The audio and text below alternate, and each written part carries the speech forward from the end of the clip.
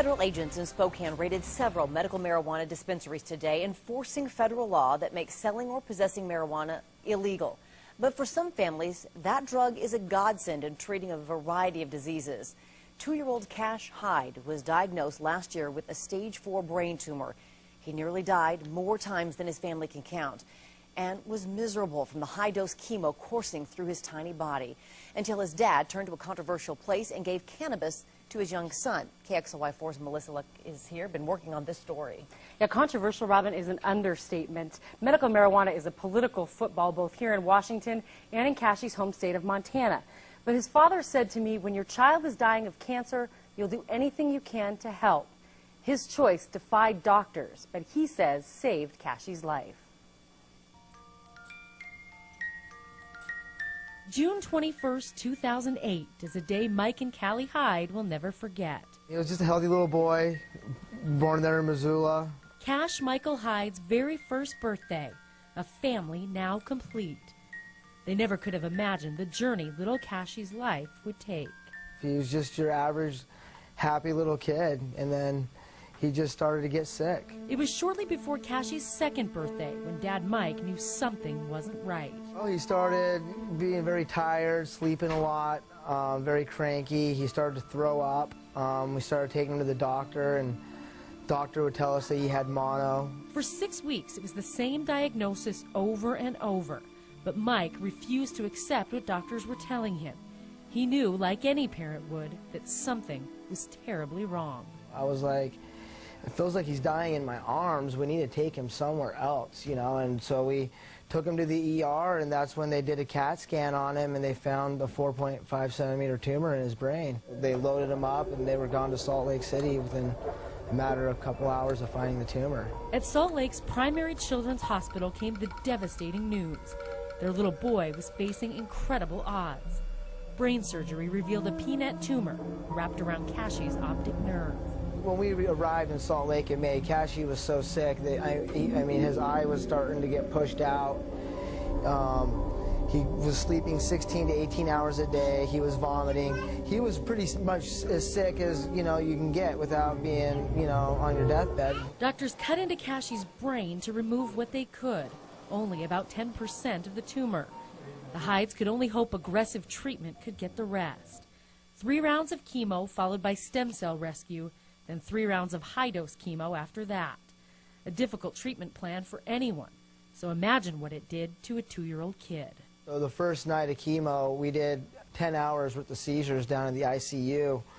And, you know, the doctors told us then he could have brain damage from these seizures. We don't know where it's going to be in the morning, just going to have to wait and find out. Cashy spent his second birthday in a hospital bed, swollen and sick from the medication intended to save his life.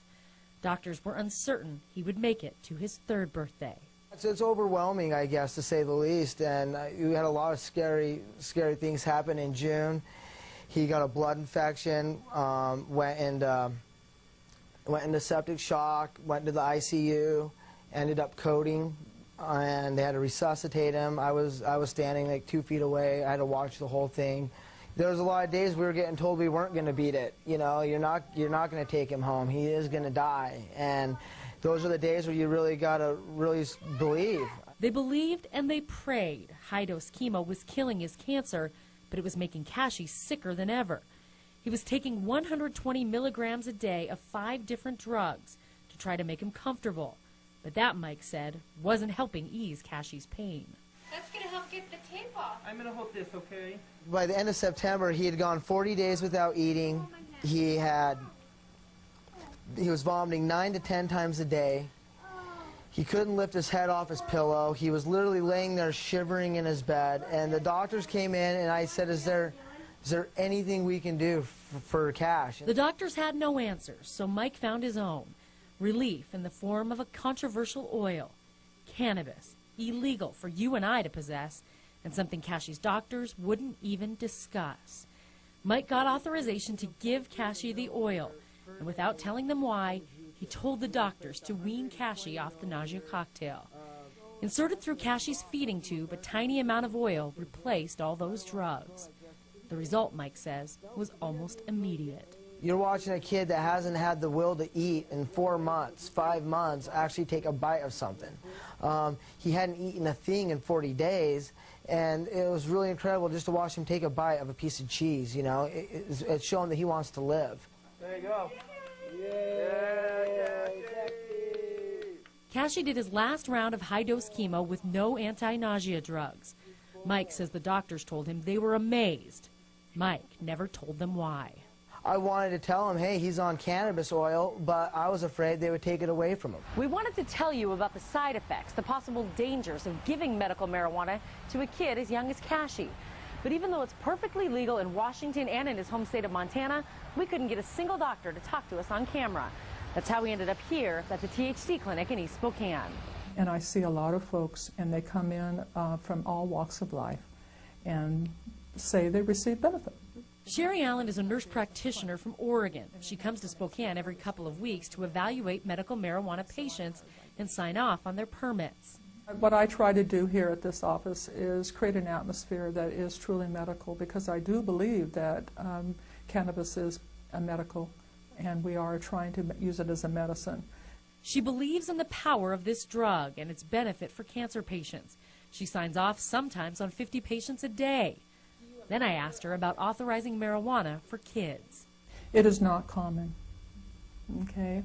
And I'm not going to say whether or not I've authorized for a child. It's a typical answer, as doctors are concerned about federal law and company policies.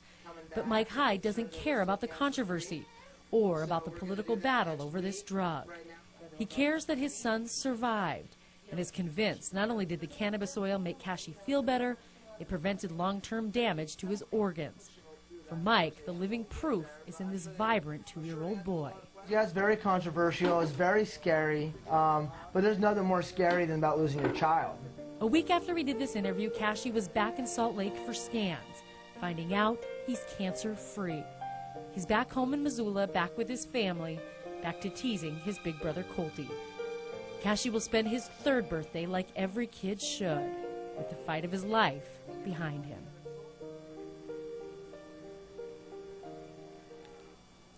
And the state of Montana estimates that of the 28,000 medical marijuana patients in the state, 51 are kids under the age of 18. And Robin, we try to get those numbers from Washington, but our state does not track who has medical marijuana permits, who's allowed to get them. It's just simply not tracked, so we have no idea here in Washington. And after today's raids, we kind of understand that it might be even longer before we have any more answers. That's right, and that's something that we talked to the Hydes about at the time. We did this interview a couple of weeks ago, and that's the one thing Mike said, whether you agree with it or not, every time they take down one of these dispensaries, there might be a kid or someone in a hospital somewhere that depends on it. So everybody involved just wants the government and the jurisdictions to just get it sorted out. And you can make comments on this story and let us know what you think on KXLY.com later tonight. Thanks so much. Well, Cash's family got tremendous support from friends, family, and strangers during his treatment. Now they're paying it forward. The Cash Hyde Foundation raises money and provides things like these reggae runners to children's hospitals.